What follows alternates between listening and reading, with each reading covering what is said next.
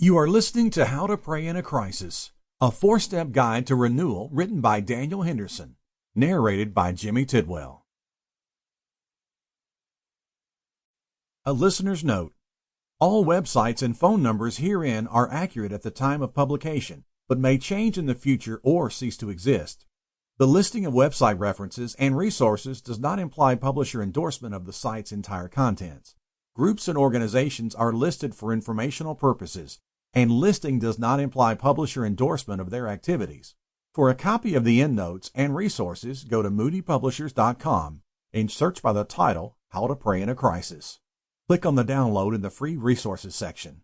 Names and details in some stories have been changed to protect the privacy of individuals. Scripture quotations, unless otherwise indicated, are from the Holy Bible, English Standard Version, ESV. Scripture quotations marked KJV are taken from the King James Version.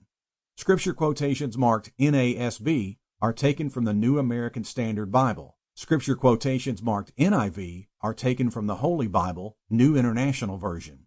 Scripture marked NKJV taken from the New King James Version.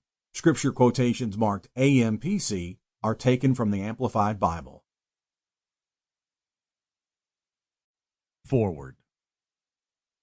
Trials in my life and ministry have taught me an important lesson. Hard is hard. Hard is not bad.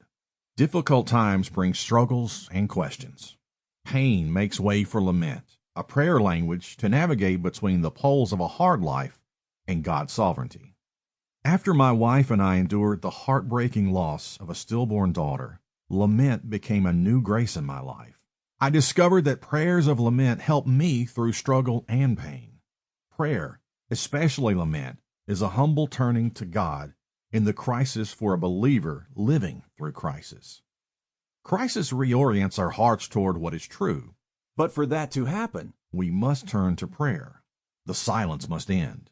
Frustration and discouragement might tempt us to stop talking to God, but He is able to turn our honest questions into confident trust in our hardest times. We cannot stop making this turn toward trust. We learn to live in the tension of pain beyond belief and divine sovereignty beyond comprehension by faith. Trust will always lead us to a place of praise. We can actually learn to sing and worship when crisis comes our way. What we learn must then become what we live. This is where How to Pray in a Crisis by my friend Daniel Henderson comes in. No one has taught me more about the practice of prayer. Daniel is the rare combination of theologian and practitioner. He studied prayer while leading people. Sample complete. Ready to continue?